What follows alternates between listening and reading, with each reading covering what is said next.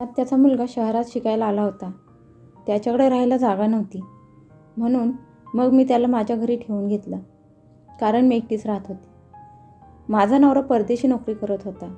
त्यांच्याशी बोलल्यावर ते तयार झाले. माझ्या आत्याचा मुलगा माझी खूप काळजी घ्यायचा. बाहेरून काही आणायला सांगितलं की तो लगेच जाऊन आणत असे. एक दिवस मी आजारी पडले, तर त्यांनी माझी खूप काळजी घेतली. घरातील सर्व कामे केली. रात्री मला दुधाबरोबर औषध घेऊन आला.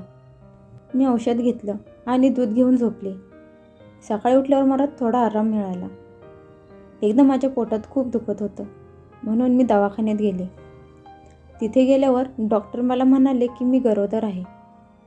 त्यावेळी मात्र माझ्यावर आभाळच फाटल्यासारखं वाटलं. मी डॉक्टरांकडे डोळे मोठे करून बघत होते. त्यांनी तर माझ्यावर एवढा मोठा बॉम्ब फोडला होता. माझी विचार करण्याची क्षमता जणू संपली होती. मी एकटक शून्यात नजर लावून बसले होते. मला असं वाटलं की माझ्या पायाखालची जमीनच सरकली होती. मी विचार करत होते की हे कसं काय शक्य आहे. मला हे खरं वाटत नव्हतं. म्हणून मी डॉक्टरांना म्हणाले की तुमचा काहीतरी गैरसमज झाला आहे. माझ्या तर फक्त पोटात दुखत आहे. डॉक्टर माझ्याकडे बघून हसू लागली आणि माझ्यासमोर रिपोर्ट ठेवले आणि म्हणाली की गेली 3 वर्ष तुम्ही या गोष्टीसाठी माझ्याकडे ट्रीटमेंट घेत आहात आणि आता देवाने तुमचे ऐकले आहे. आता तर तुम्हाला देवाचे आभार मानले पाहिजेत. तुम्ही घाई करू नका. मी माझे रिपोर्ट बघून शॉकच झाले होते. मला माहीत नव्हतं की माझ्या आयुष्यात एवढी भयानक वेळ येईल. मला तर हे सगळं ऐकून चक्कर यायला लागली होती. माझ्या लग्नाला 4 वर्ष झाली होती आणि माझा नवरा परदेशी नोकरी करत होता. तो वर्षातून काही दिवस भारतात येत असे. मला कायम वाटायचं की तो जेव्हा भारतात यायचा तेव्हा मी गरोदर राहावं आणि मग तो गेल्यावर माझं मन माझ्या बाळामध्ये रमेल. पण प्रत्येक वेळी माझ्या हाती निराशाच आली. पण आता तर तो देखील परदेशात आहे. मी डॉक्टरांना काही बोलली नाही. माझ्या मेंदूने काम करायचं बंद केलं होतं. काय करावं कळत नव्हतं. राजू माझ्या सख्ख्या आत्याचा मुलगा होता. मी स्वतःच्या विचारात एवढी मग्न होती की मला माझ्या घराचा गेट देखील आलेलं समजलं नाही. माझी पावले गेटजवळ थांबली. मी दवाखान्यात पासून घरापर्यंत माझं अवसान नसलेले शरीराला ओढत ओढत कशी तरी घरी घेऊन आले होते. मला असं वाटत होतं की माझ्या शरीरात जीवच राहिला नाही. मी दुःखात अशी बुडून गेली होती की मला श्वास घ्यायला त्रास होत होता. मी घराची बेल वाजवली तर राजूने दरवाजा उघडला. मी घरात आले. मला बघून तो हसला आणि म्हणाला, ताई, तू आज खूप उशीर केलास. मी तुझी जेवायला खूप वाट बघितली, पण तू आली नाहीस. मला जोरात भूक लागली होती, म्हणून मग मी जेवण करून घेतलं. मी तुझ्यासाठी ताट वाढवून आणू का? तो माझ्याशी बोलत होता. तो माझ्या आत्याचा मुलगा होता आणि शिक्षणासाठी तो शहरात आला होता आणि मागचे काही महिने तो माझ्याकडेच राहायला आला होता. माझ्या नवऱ्याला काही विरोध नव्हता, कारण ते राजूला चांगले ओळखत होते. ते खूप आनंदात होते, कारण आता त्यांना माझी काळजी करण्याचं कारण नव्हतं. ताई, तू कुठं हरवली आहेस? मी तुझ्याशी बोलत आहे. राजूच्या आवाजाने मी भानावर आले. मी म्हटलं की मला भूक नाही. माझं डोकं खूप दुखत आहे. मी माझ्या रूममध्ये जाते. असं म्हणत मी माझ्या रूममध्ये गेले आणि दरवाजा आतून बंद केला. मग मी माझे रिपोर्ट कपाट उघडून कपाटात ठेवून दिला आणि मी बेडवर बसले. माझी विचार करण्याची क्षमता संपली होती. राजू माझा सख्खा भाचा होता, माझ्या आत्याचा मुलगा. मी त्याच्यावर असा संशय घेऊ शकत नव्हते. माझ्या आत्याचं लग्न झालं तेव्हा मी 5 वर्षांचे होते. राजू झाला तेव्हा मी 11 वर्षाची होते. माझ्या आत्याचं गाव खूप लांब आहे आणि खूप लहान आहे. तिथे कुठल्याही सोयीसुविधा उपलब्ध नाहीत. जवळपास कुठेच कॉलेज नाही. त्यामुळे माझी आत्या मला म्हणाली, त्याचं शिक्षण पूर्ण होईपर्यंत तू त्याला तुझ्याजवळ ठेवून घे, कारण तिथे त्याची खाण्याची आणि राहण्याची सोय होईल. त्यात तो माझा लाडका भाचा होता. त्यामुळे मी त्याच्यावर संशय पण घेऊ शकत नव्हते. मी माझं डोकं दोन्ही हातांत धरून बसले होते. मग मला आठवलं की रोज रात्री राजू मला दूध आणि औषध आणून देत होता. औषध खाऊन मला रोज रात्री गाढ झोप लागायची आणि सकाळी उठल्यावर मी एकदम फ्रेश झालेली असायची आणि एकदम आनंदी असायचे. मग रोज रात्री राजू मला झोपेच्या गोळ्या देत होता का? आणि माझ्यासोबत काही चुकीचं तर करत नव्हता ना? मला काय करावं काही कळत नव्हतं. माझ्या डोळ्यातून अश्रू वाहू लागले. माझ्या मनात घुसमट चालू झाली होती. खरंच सख्खी नाती अशी वागू शकतात का? त्यांना त्यांच्या वासनेपुढं दुसरं काही दिसत नाही का? मी त्याची बहीण आहे, त्याच्या मामाची मुलगी, म्हणजे त्याची मामी बहीण आणि त्याची आवडती मोठी बहीणच. तो माझा आवडता आहे. आमच्यामध्ये कुठलेही रहस्य नाही. असा कसा तो माझ्याबद्दल विचार करू शकतो? माझ्याशी असं वागायला त्याचं मन तरी कसं तयार झालं? मी खूप रडत होती. माझ्या मनात काय चालू आहे याचा अंदाज कोणी करू शकत नव्हतं की मी काय सहन करत होते ते. मला आता वेड लागायची वेळ आली होती. मला आता त्याचं लहानपण आठवत होतं, जेव्हा तो आत्यासोबत आमच्या घरी राहायला येत होता. तिथे आल्यावर तो जास्त वेळ माझ्यासोबतच असायचा. तो त्याच्या चोचऱ्या आवाजात मला हाक मारायचा. आमच्या घरात सर्व भाऊ बहिणींमध्ये मी सगळ्यात लहान होते आणि तो आत्याचा मोठा मुलगा, त्यामुळे तो जास्त वेळ माझ्याबरोबरच असायचा आणि आमचं दोघांचं एकमेकांसोबत छान जमायचं. माझं लग्न ठरलं त्यावेळी त्याने कॉलेजमध्ये पहिलं पाऊल टाकलं होतं. तो मला सागरच्या नावाने सारखा सारखा चिडवायचा.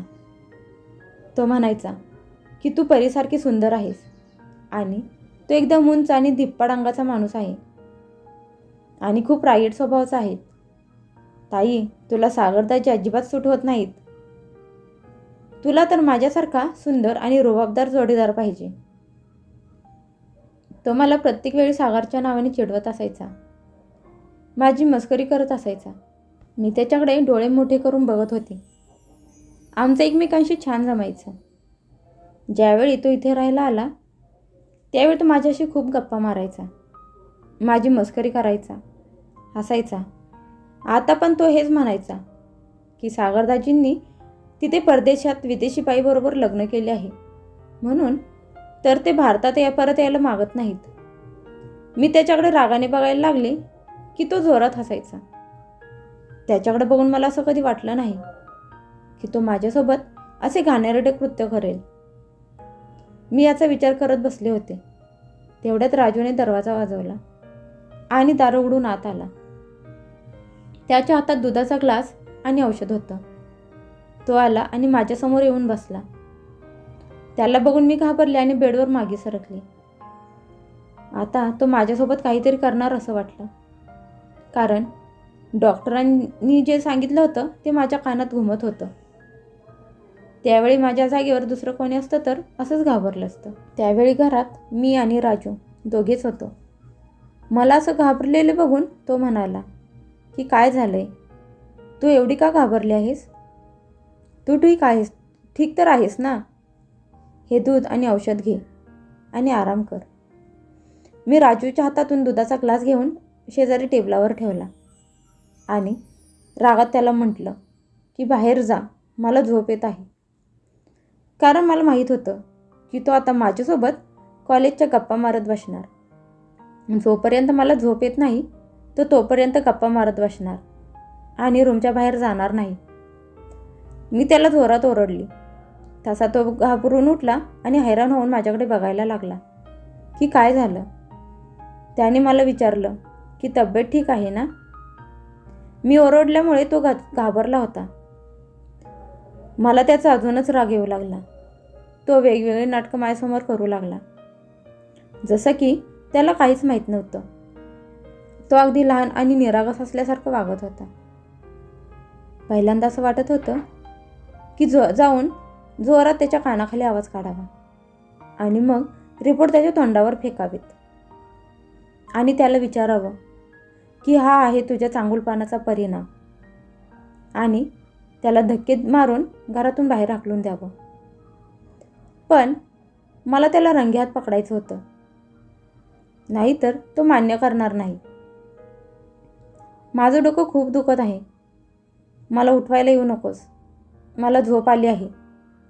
मी त्याच्याशी तुसड्यागत बोलत होते. तो दरवाजाजवळ गेला आणि म्हणाला तू आराम कर आणि दूध पी.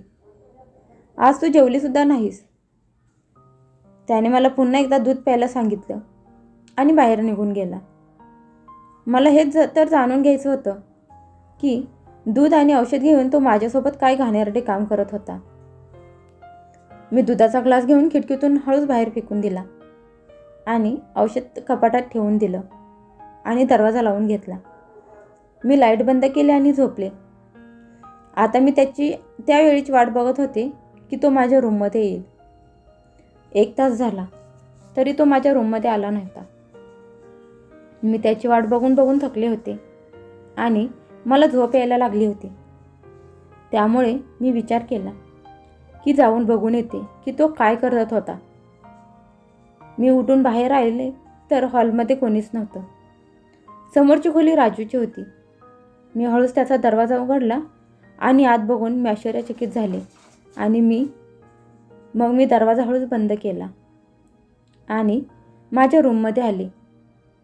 माझ्या डोक्यात फक्त आत्या बोललेली वाक्य घुमत होती जेव्हा तिचा पहिल्यांदा फोन आला होता. राजूला शिक्षणासाठी शहरात राहायला यायचं होतं. तुला माहीत आहे की मला त्याला हॉस्टेलमध्ये ठेवायचं नाही, कारण हॉस्टेलमध्ये वेगवेगळ्या प्रकारची मुलं असतात आणि माझा राजू एकदम साधा, सरळ आणि शांत मुलगा आहे. तो चुकीच्या मुलांच्या संगतीत पडू नये. तुला तर माहीत आहे की हॉस्टेलमधली मुलं सिगारेट ओरडत असतात आणि दारू पित असतात. त्यांच्या नादी लागून राजू चुकीच्या मार्गाने जाऊ नये म्हणून मी त्याला हॉस्टेलमध्ये ठेवायला नको म्हणत होते. माझा मुलगा एकदम साधा आणि सरळ आहे. जिथे नुसती मुले राहतात तिथे 100 वेगवेगळ्या प्रकारची वाईट व्यसनं असलेली मुले राहतात. म्हणून तर तू जर तुझ्याकडे राहायला ठेवून घेतलंस तर मला चिंता राहणार नाही. त्यावेळी मी मोठं मन करून तयार झाले, कारण राजू माझा भाऊ नसून मला मुलासारखा आहे. हे तर पक्कं होतं की तो मला सख्या भावापेक्षाही महत्त्वाचा होता आणि भाऊ आणि छोट्या मुलात काहीच फरक नसतो. विचार करून करून माझं डोकं खूप जोरात दुखू लागलं होतं. असं वाटत होतं की आता माझं डोकं फुटण्याची वेळ आली आहे. राजू त्यावेळी त्याच्या रूममध्ये सिगरेट ओढत बसला होता आणि त्याची पाठ माझ्याकडेच होती. त्यामुळे त्याला माहीत नव्हतं की मी त्याला सिगरेट ओढताना बघितलं आहे आणि मी आत्याला पण सांगू शकत नव्हते, कारण आत्याला नुकत्याच हृदयविकाराचा एक झटका येऊन गेला होता. तिला जर मी सांगितलं की राजूने माझ्यासोबत काय घाणेरडे काम केले आहे तर ते ऐकताच मरून जाईल. मी विचार केला की सकाळ होताच मी राजूला सांगेन की तू तुझी राहण्याची दुसरी व्यवस्था कर. मी त्याला माझ्या घरात नाही ठेवू शकत. मी दरवाजा आतून बंद केला आणि झोपी गेले. सकाळी जोरजोरात दरवाजा वाजवल्याचा आवाज आला. मग मी उठून दरवाजा उघडला. मी बघितलं की राजू रागात माझ्याकडे बघत होता, कारण मी दरवाजा आतून बंद केला होता. तो हक्काने मला विचारत होता की मी दरवाजा आतून का बंद केला होता. पण तो मला विचारणार आहे तरी कोण? त्याला बहुतेक या गोष्टीचा त्रास होत होता की मी त्याचा रस्ता बंद केला होता. जे घाणेरडे कृत्य तो माझ्यासोबत करत होता. त्याचं मन अजून भरलेलं नव्हतं म्हणून तो माझ्याशी रागात बोलत होता. मी म्हणाले, तू आहेस तरी कोण मला विचारणारा? मी मोठ्या आवाजात बोलले. तो एकदम आश्चर्यचकित होऊन माझ्याकडे बघायला लागला.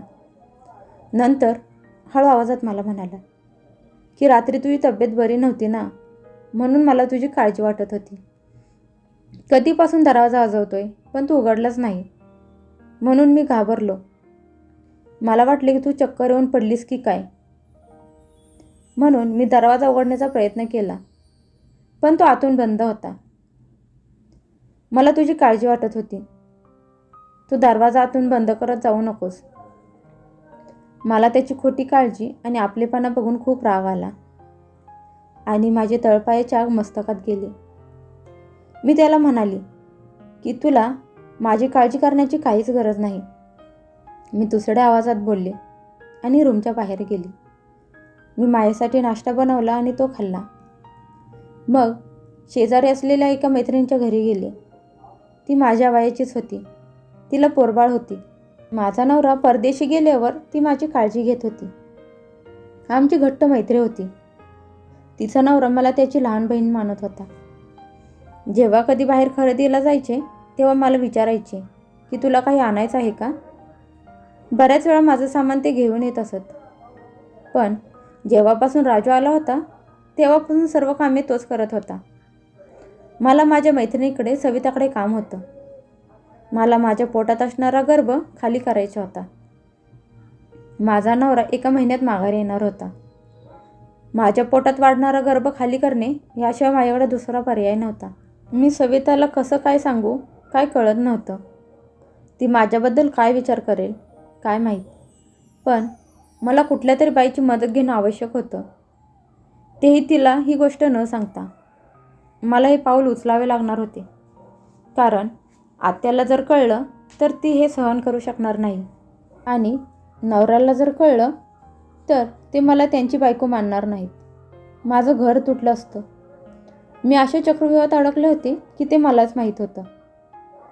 मी सविताला म्हणाली, माझ्या पोटात बाळ आहे आणि मला ते खाली करायला तुझी मदत लागेल. तू माझ्यासोबत डॉक्टरांकडे येशील का. ती यायला तयार झाली. मी आमच्या डॉक्टरांकडे न जाता दुसऱ्या डॉक्टरांकडे गेली. मी त्या महिला डॉक्टरांना म्हणाले, जर तुम्ही माझे हे काम कोणालाही न कळता केले तर मी तुम्हाला भरपूर पैसा देईन. ती या गोष्टीला तयार झाली. मी खूप आनंदात होते.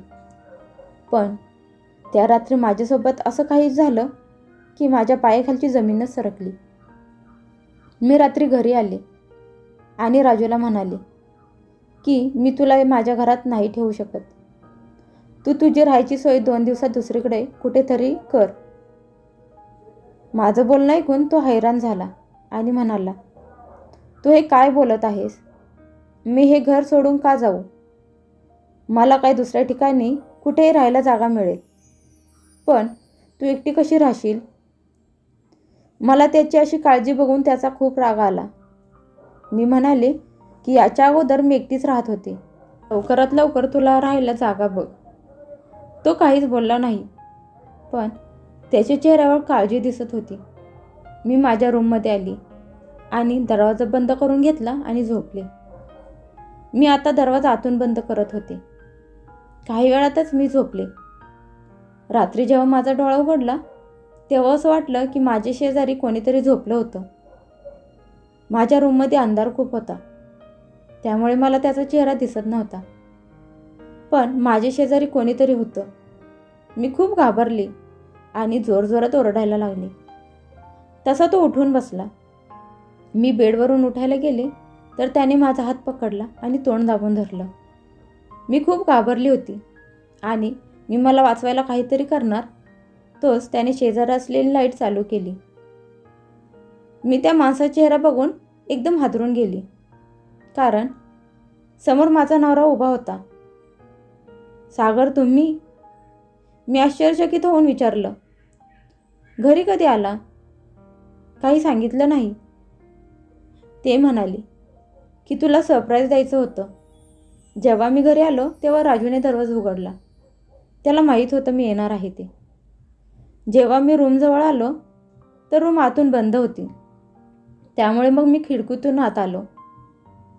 तू काय वेडे आहेस का की दरवाजा आतून बंद केला आहेस. घरात कोणी बाहेरचं राहत नाही. सागरला काय बोलावं कळत नव्हतं. म्हणून मग मी त्यांच्या गळ्यात पडून रडू लागली. मला रडताना बघून त्यांना कळालं की ते नव्हते म्हणून मी उदास झाले आहे आणि अचानक त्यांना बघून रडायला लागली आहे. पण मला माहीत होतं की मी का रडत होती. सकाळी जेव्हा मी उठले त्यावेळी सागर झोपले होते. मी घाबरले होते. आज मला डॉक्टरांना भेटायला जायचं होतं. बाळ खाली करायला. काय करू कळत नव्हतं. सागर इथे असताना मी हे करू शकत नव्हते. आता त्यांना कोणतं कारण सांगून बाहेर जाऊ आणि त्यांच्यापासून हे कसं लपून ठेवू हे मला कळत नव्हतं. हा विचार करत मी हॉलमध्ये बसले. तेवढ्यात राजू किचनमधून नाश्ता घेऊन बाहेर आला.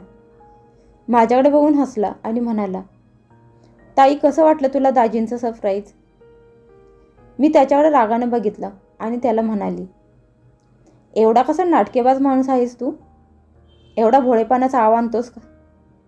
तुला लाज नाही का वाटत? एकीकडे मला ताई म्हणतोस आणि एकीकडे माझ्यासोबत. मी हे सहन करून थकले आहे. त्यामुळे मी लाज न बाळगता तोंडाला येईल ती बडबडायला सुरुवात केली. तो एवढा ढीठ होता की माझ्याकडे आश्चर्यचकित होऊन बघायला लागला. नंतर तो म्हणाला, ताई तू काय म्हणत आहेस? मला काही समजत नाही. मी असं काय केलं आहे की तू माझ्याशी असं बोलत आहेस? राजूच्या बोलण्यावर मी त्याच्याकडे आश्चर्याने बघितलं आणि माझ्या रूममध्ये गेली. राजू रूममध्ये झोपला होता. मग मी कपाटातून रिपोर्ट काढले आणि रूमच्या बाहेर आले. तेव्हा राजू सोफ्यावर बसला होता. मी ते रिपोर्ट घेतले आणि त्याच्या तोंडावर फेकून मारले. तसे रिपोर्ट खाली पडले आणि मग मी म्हणाले, ते रिपोर्ट वाच आणि तुझं घाणेरडं तोंड घेऊन सागर उठायच्या अगोदर या घरातून बाहेर निघून जा. मी रागात हळू आवाजात म्हणाली, कारण या गोष्टीची खबर सागरला लागू नये. राजून ते रिपोर्ट उचलून वाचायला सुरुवात केली. रिपोर्ट वाचल्यावर त्याच्या चेहऱ्याचा रंग उडाला आणि चेहऱ्यावर अशांती पसरली. राजू काही बोलायच्या अगोदरच सागर रूमच्या बाहेर आले होते. ते सरळ राजूजवळ गेले आणि त्याच्या हातातून रिपोर्ट घेऊन वाचायला लागले. त्यांना बघितलं तसं मला वाटलं माझ्या अंगातून जीव गेला की काय. मला असं वाटलं की आता माझं घर तुटणार आणि सागर मला डिवोर्स देणार.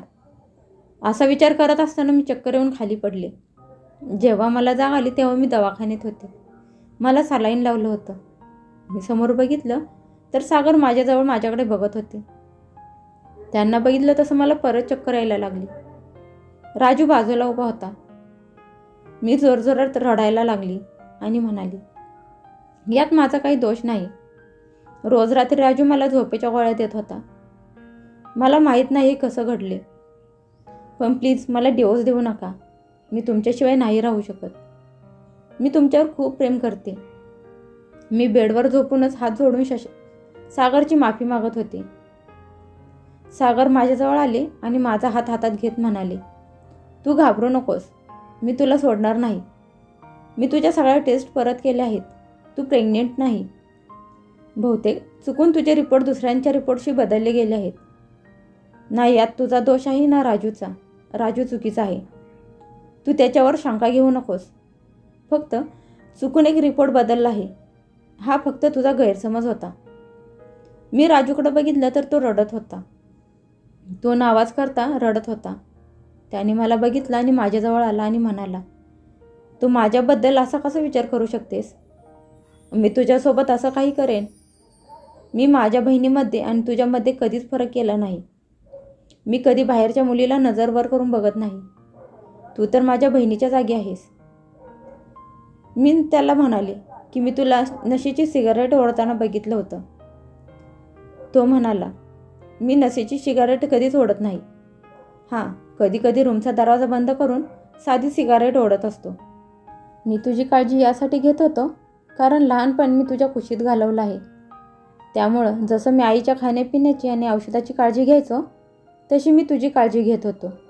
जर मला माहीत असतं की माझ्यामुळे तुला त्रास होत आहे तर मी कधीच तुझ्याकडे आलो नसतो. तो रडत रडत बोलत होता.